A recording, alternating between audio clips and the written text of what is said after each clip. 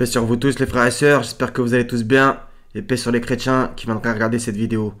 Donc comme l'indique le titre de la vidéo, ça va être concernant le pape et le nouvel ordre mondial. Donc je vais me baser un petit peu sur ce qu'a fait une vidéo du monsieur qui s'appelle Alan Rich. Donc un chrétien assez connu. Donc à propos de sa vidéo qu'il a fait, nouvel ordre mondial, activation 15 octobre 2020 à 14h30. Donc là on est le 14, donc on va dire que je suis à la limite. Et surtout la vidéo qu'il avait fait en mai, donc qui avait fait plus ou moins des millions de vues. Donc si vous avez envie, regardez-les. Alan Rich il s'appelle. Donc je suis plus ou moins d'accord et pas d'accord avec ce qu'il a dit. On va dire que des fois il a un peu extrapolé, dans le sens que voilà, moi j'ai pas besoin que le pape il jacte le 15 octobre pour comprendre certaines choses, on va pas se mentir, d'accord. Donc je pense qu'on va faire une petite recherche qui pourra peut-être servir à certains ou certaines. Pour certains ça sera un rappel, et Inch'Allah pour d'autres certaines connaissances que vous apprendrez. Donc c'est très important. Donc le pape, etc., l'évêque de Rome et le chef de l'église catholique. Donc on va après revenir dans certains versets aussi bibliques. Donc l'autorité du pape, selon la tradition catholique, se transmet par succession depuis l'apôtre Saint Pierre lui-même, qui l'a reçu directement de Jésus, etc. D'accord. Donc on va aller voir un verset dans l'évangile qui, selon eux, dirait ça. Le pape est le monarque de l'état de la cité du Vatican. On va aussi aller un petit peu fouiller. Donc, il y a aussi certaines choses donc à propos de l'armoirie du pape François. Donc ça, c'est le pape qui est élu depuis le 13 mars 2013, qui s'appelle en vérité Georges Mario Bergoglio, et sous le nom de François. Donc on va aussi du coup aller voir François, ça vient d'où. Donc ça fait 7 ans, 7 mois et 1 jour, donc le 14-10, donc ça fera 7 ans, 7 mois et 2 jours qu'il a été élu pape. Donc 7 ans, 7 mois, il y a quand même un truc avec le chiffre 7. Donc à propos de Pierre, c'est dans Matthieu 16-18. Et moi je te dis que tu es Pierre, et que sur cette pierre je bâtirai mon église, et que les portes du séjour des morts ne prévaudront point contre elle. D'accord. Donc le mot église que eux, ils considèrent comme allant dans leur sens. On va dire que ça se discute. Donc si vous voulez, faites la petite recherche en grec, ecclésia, etc. Donc sens 1, Église de Jésus-Christ, qui de tout temps décrit l'ensemble de ceux qui sont en Jésus-Christ. 2, Église, assemblée. 3, l'Église biblique est une assemblée de ceux qui ont répondu à l'appel du Seigneur et qui se trouvent en étroite communion fraternelle. D'accord. Donc par exemple dans Actes 7-38, c'est lui qui lors de l'assemblée, Ecclésia. D'accord. Donc bon, pour eux, le Christ a comme fondé une nouvelle religion. Alors qu'en vérité, comme d'habitude, il y a une seule religion. Et les hommes l'ont divisé en plusieurs. Ils se sont divisés en sectes, mais tous retourneront à nous. Ils se sont divisés en sectes, chaque parti exultant de ce qu'ils détenaient. D'accord. Donc nous on a la vérité, nous on a le meilleur livre, et nous on a le vrai Dieu. C'est un peu ça, et nous on ira au paradis, vous en l'enfer. C'est un petit peu ça le truc. Donc à propos des armoiries du pape François qu'on voit dans l'angle, il y a quand même quelque chose d'intéressant. Donc hormis tout le reste, c'est surtout ce qu'il y a au milieu, avec IHS. Donc pour ceux qui ne savent pas c'est quoi IHS, c'est ce qu'on appelle la compagnie de Jésus ou les jésuites, etc. D'accord. Donc appelés jésuites, etc. Donc fondé par Ignace de Loyola. Donc je vous invite aussi à faire vos recherches. C'est quand même un groupe très très puissant, d'accord. Pas qu'au sein du Vatican, qu'on se comprenne. Donc faites vos recherches sur ces gens-là. Donc comme on l'a vu, il s'appelle François. Donc ça comprendra celui qui pourra. François est un prénom français masculin et une forme ancienne du mot français, dont il partage l'origine latine et germanique, etc. François est un dérivé de France, enseignement franci, du bas latin francia, etc. dans le sens premier et pays des Francs. D'accord. Franciscus de France, etc. Même il y a Franck, homme libre, d'où provient le mot français, franc, franche, etc. L'étymologie fait ainsi de François et du français l'homme de France, soit au sens premier l'homme du pays des Francs, ou encore l'homme du pays des hommes libres. Donc eux ils considèrent que la France est la fille aînée de l'église, etc. Donc demandez-vous pourquoi François, etc. Et pourquoi du coup ça ramène à la France. Chacun doit se poser des questions, donc comme on l'a vu avec IHS, les jésuites, etc. Donc maintenant, on continue un petit peu, on va sur le Vatican. Donc tout le monde connaît bien entendu le Vatican. On va pas polémiquer là-dessus, est-ce que c'est bien, est-ce que c'est pas bien, et blablabla. On va juste faire l'étymologie, ça va déjà beaucoup parler. Donc ils sont d'accord et pas d'accord avec l'étymologie, on va juste réciter. Et on va voir qu'il y a quand même des liens évangéliques. Selon les étymologistes anciens comme Festus Grammaticus, ce nom Vaticanus tirait son origine du mot Vaticinium, ou plus exactement Vates ou Vatis, signifiant devin ou voyant. Donc là, excusez-moi, mais il y a un énorme problème. Devin ou voyant. Donc ça, c'est complètement anti-biblique. Anti-coranique aussi, bien entendu, parce que beaucoup de devins auraient résidé de ce côté du Tibre. Le Tibre, qui a un lien avec Tibère, Tibériade, etc. Donc, car on sait notamment que sous Tibère, donc, regardez c'est qui, le deuxième empereur romain de 14 à 37. On va voir que carrément il est dans l'évangile. Hein. L'art de la divination était interdit à Rome même. C'était un délit passible de la confiscation des biens et de la relégation. Bah, pour des gens qui adoraient plusieurs dieux, j'ai envie de vous dire, c'est quand même étrange. Cette étymologie étant incertaine, donc ça leur plaît pas trop. D'autres parlent d'une ville étrusque nommée Vaticum qui aurait jadis existé à cet endroit, ou du dieu Vaticanus.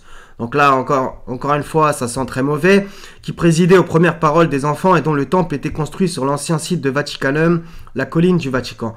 En effet, cette colline était la maison des Vates, longtemps avant l'époque pré-chrétienne de Rome. D'accord? Donc ils ont l'air un peu de s'embrouiller sur l'étymologie. Quoi qu'il arrive, il y a quand même des traces un petit peu bizarres. Donc Vaticanus, désigné également sous le nom de Vaticanos ou Vagitanus, aurait été, selon blablabla, suivi de Augustin d'Hippone, un dieu étrusque présidant au vagissement des jeunes enfants. D'accord? Donc il y a quand même un lien intéressant avec, vu que c'est écrit jeune enfant, et justement le pape, dans son discours, regardez, c'est à propos de l'éducation. D'accord? L'éducation. L'éducation doit conduire à la beauté. Il va vachement parler d'éducation, etc. pour un pacte éducatif mondial. D'accord? Donc il y a quand même un lien assez intéressant. Qu'est-ce que je voulais dire dessus aussi à propos du Vatican? Ouais, c'est tout. Donc voilà, donc Rome, la ville aux 7 collines, oui, d'accord, mais sauf qu'il y a plein de villes qui ont 7 collines, d'accord? Donc faites vos recherches sur les 7 collines. Au passage, le chiffre 7, comme on l'a vu, 7 ans, 7 mois, et là, ça va faire du coup 2 jours demain, si Dieu veut. Donc, on revient maintenant à propos de Tibère, comme on l'a vu. Bon, de toute façon, vous l'avez vu, donc dans Luc 3.1, la 15e année du règne de Tibère César, d'accord? Lorsque Ponce Pilate était gouverneur de la Judée, Hérode tétrarque de la Galilée, son frère Philippe tétrarque de l'Iturée et du territoire de la Trachonite, Lysanias tétrarque de la Bilène. D'accord? Tibère.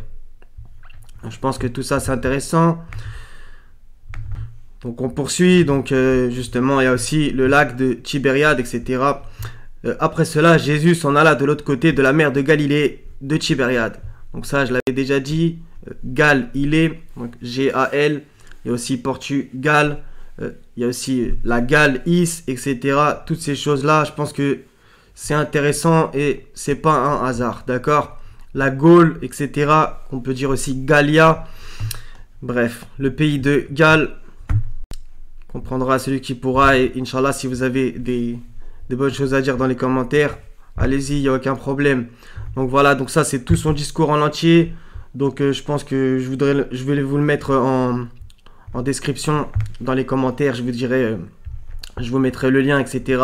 Comme ça, vous ferez vous-même votre opinion. Donc le pacte éducatif proposé par le pape François, reporté au 15 octobre 2020. Donc ça, c'est le 14 mai 2020 qu'ils l'ont posté, etc. D'accord? Donc blablabla, 216 000 établissements catholiques dans le monde avec plus de 60 millions d'élèves et 1750 universités catholiques avec plus de 11 millions d'étudiants de différentes cultures et religions, etc. D'accord? Donc, Vatican, ça, on l'a vu. Il y a quoi d'autre? Ça, c'est carrément sur le site du Vatican. Pacte mondial pour l'éducation, la rencontre reportée en octobre, etc.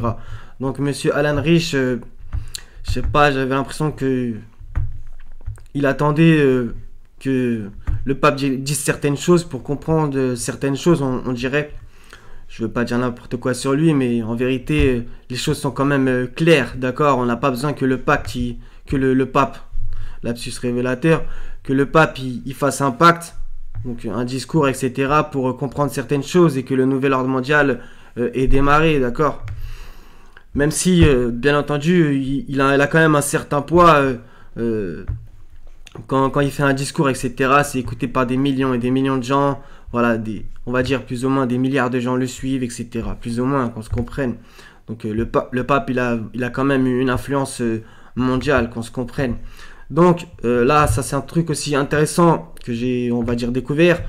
Donc ça, c'est le 15 octobre. En vérité, c'est la fête, c'est la Sainte Thérèse, d'accord? La Sainte Thérèse. Donc Thérèse est un prénom féminin du grec Thérasia, habitant de l'île de Théra, Santorin, en Méditerranée centrale, etc. etc. Donc il y a pas mal de choses. Et bien entendu, sainte et bienheureuse, il y a 3 saintes catholiques, chrétiennes, qui sont ultra importantes. Mère Teresa, que tout le monde connaît. Thérèse de Lisieux, que peut-être vous connaissez pas, mais c'est une grosse tête. Et Thérèse d'Avila aussi, c'est vraiment une grosse tête. Elle est clairement célébrée le 15 octobre. Alors que les autres, c'est le 1er octobre pour Thérèse de Lisieux et le 5 septembre pour Mère Teresa. D'accord? Mais Thérèse d'Avila, c'est vraiment le 15 octobre. Et justement, on va voir certaines choses. Donc, vous allez voir qu'il y a un lien avec l'ordre de Carmel. Donc, pour ceux qui ne connaissent pas, je vous invite à faire vos recherches.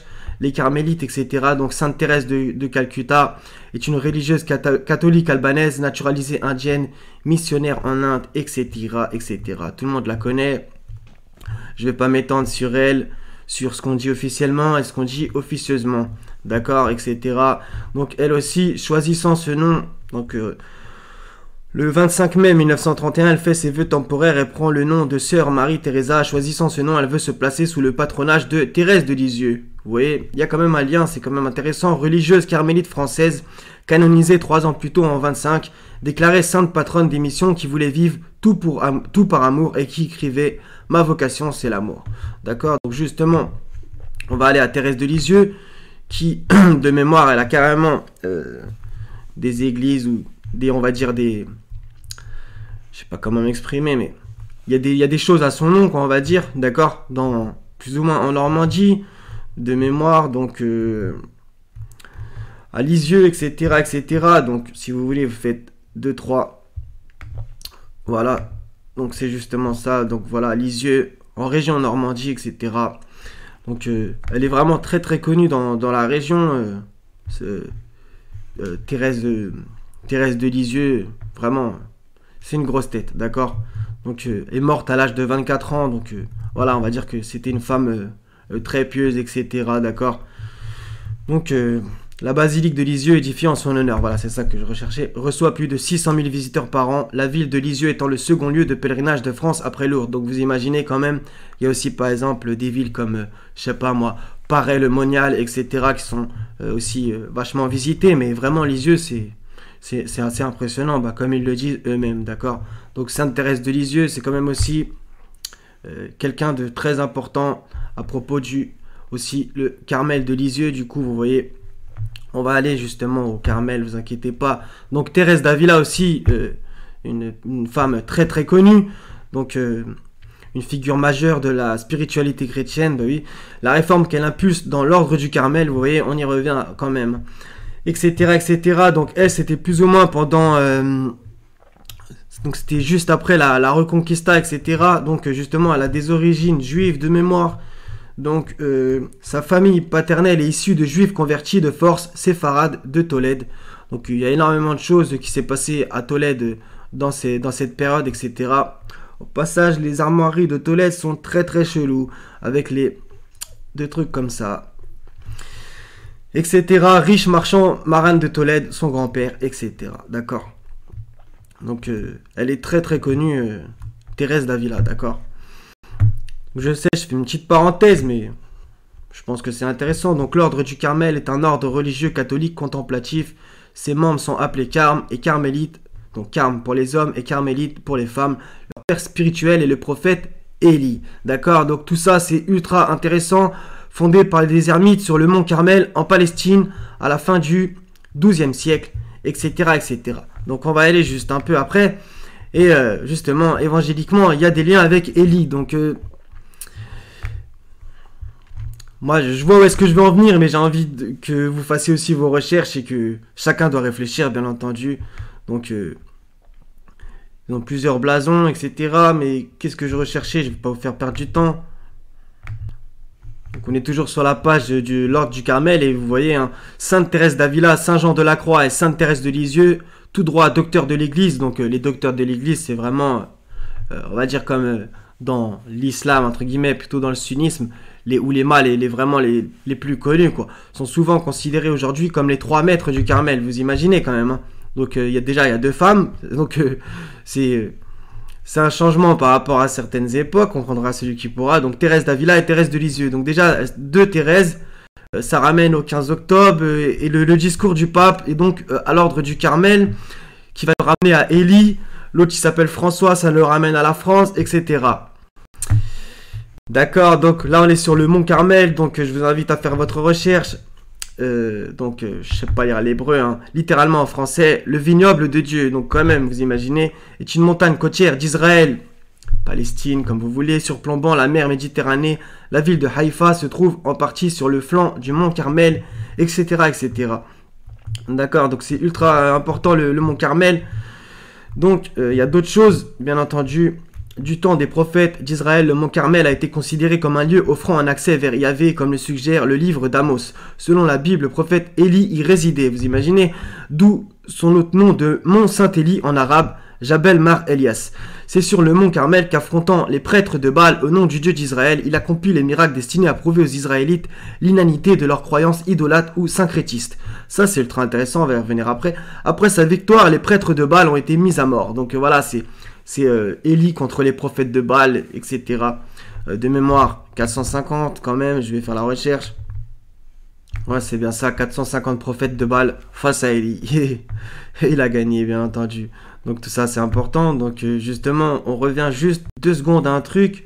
C'est à propos de les croyances idolâtres ou syncrétistes. Donc le syncrétisme, allez voir c'est quoi en vérité. Par exemple... quand vous avez, je sais pas moi, Mercure, je vais vous donner un exemple, hein, pas forcément vrai, Mercure chez tel peuple, ça pouvait être une autre fausse divinité chez un autre. En fait, c'est un syncrétisme, etc. Donc, si vous voulez, on fouille 2 secondes. Donc là, je vous ai pris l'exemple de Jupiter pour faire un petit clin d'œil à l'autre qui va parler ce soir. Donc, Jupiter, blabla, toutes ces fausses divinités, équivalent par syncrétisme, vous voyez, donc Zeus, Taranis, etc. D'accord. Par exemple, Baal aussi, etc. D'accord. Donc justement, Baal, que Élie a affronté les prophètes de Baal. D'accord. Donc, par exemple, Jupiter chez les uns pouvait être Zeus chez les autres. En fait, c'est le diable qui se cache derrière toutes ces fausses divinités. Et voilà, il a plusieurs facettes. D'accord. Ça, c'est intéressant à connaître le syncrétisme. D'accord. Donc voilà, donc il y a plein de trucs. Donc, vous voyez qu'il y a un lien entre Élie, le Carmel, donc les Saintes Thérèse, le 15 octobre, qui il va parler, etc. François, etc. Tout ça, c'est très intéressant. Donc, on va aller dans l'évangile 2 secondes. Donc, à propos de Élie, il y a plein de choses intéressantes dans l'évangile. Par exemple, Jésus étant arrivé dans le territoire de Césarée de Philippe, demanda à ses disciples: qui dit-on que je suis, moi, le Fils de l'homme? Ils répondirent: les uns disent que tu es Jean-Baptiste, les autres Élie, les autres Jérémie ou l'un des prophètes. Alors que Jean-Baptiste, il était déjà mort à ce moment. Donc c'est intéressant, il pensait qu'il était Élie, etc. On va voir dans Jean, par exemple, justement, en fait, c'est Jean Yahya, donc le prophète, qui pour le coup, lui, va dire qu'il n'est pas Élie. C'est pas une contradiction, c'est que lui, il ne savait pas qui il était, alors que Jésus savait vraiment qui il était. Et ils lui demandèrent: quoi donc, es-tu Élie? Et il dit: je ne le suis point. Es-tu le prophète? Il répondit: non. Ils lui dirent alors: qui es-tu? Afin que nous donnions une réponse à ceux qui nous ont été envoyés. Que dis-tu de toi-même? Moi, dit-il, je suis la voix de celui qui crie dans le désert: aplanissez le chemin du Seigneur, comme a dit Ésaïe le prophète. Ceux qui avaient été envoyés étaient des pharisiens. Ils lui firent encore cette question: pourquoi donc baptises-tu si tu n'es pas le Christ, ni Élie, ni le prophète? Jean leur répondit: moi je baptise d'eau, mais au milieu de vous il y a quelqu'un que vous ne connaissez pas, qui vient après moi. Je ne suis pas digne de délier la courroie de ses souliers. Ces choses se passèrent à Béthanie, au-delà du Jourdain, où Jean baptisait. Vous voyez, par exemple, il n'a pas... quand la petite phrase ni le prophète, il n'a pas dit non, je ne suis pas prophète. Vous voyez, par exemple. Et dans le Coran, bien entendu, etc. D'accord, donc tout ça, c'est intéressant. À propos de Élie, justement, quoi donc es-tu Élie?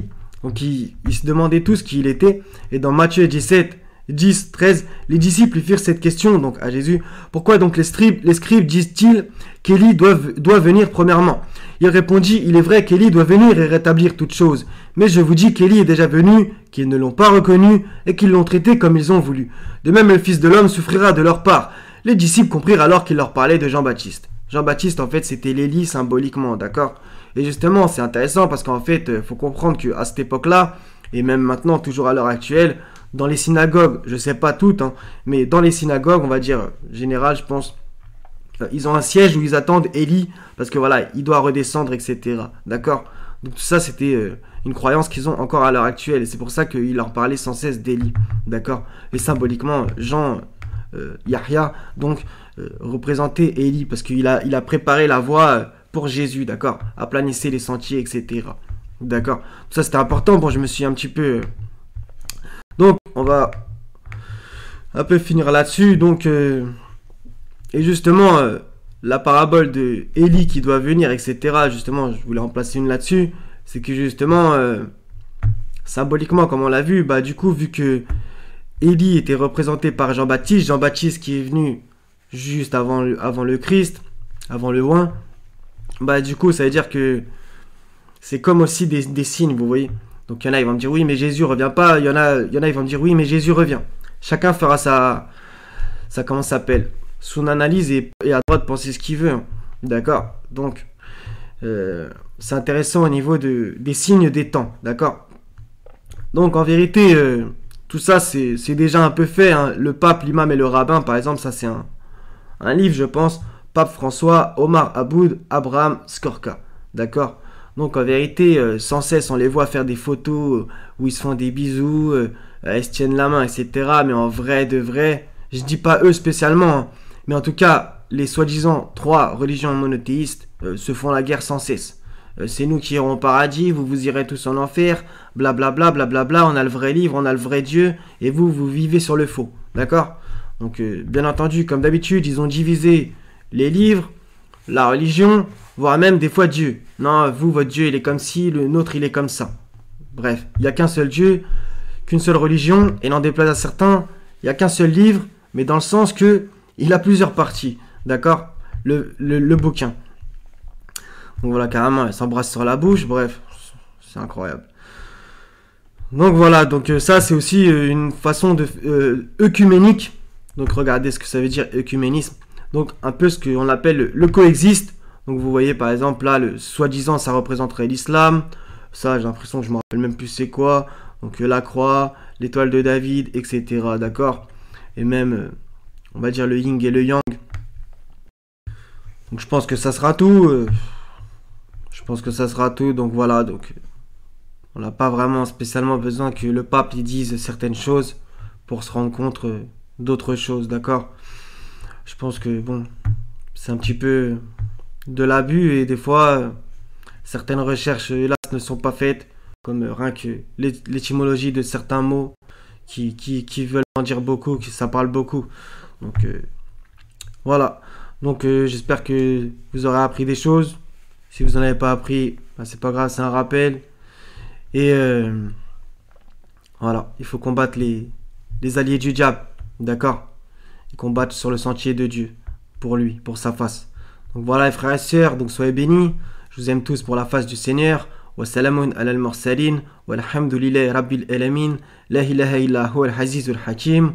Wassalamu alaikum wa rahmatullahi wa barakatuh les frères et sœurs. À la prochaine inshallah ta'ala. Et paix sur les chrétiens qui ont regardé cette vidéo jusqu'au bout. Ou pas. Allez, paix sur tous.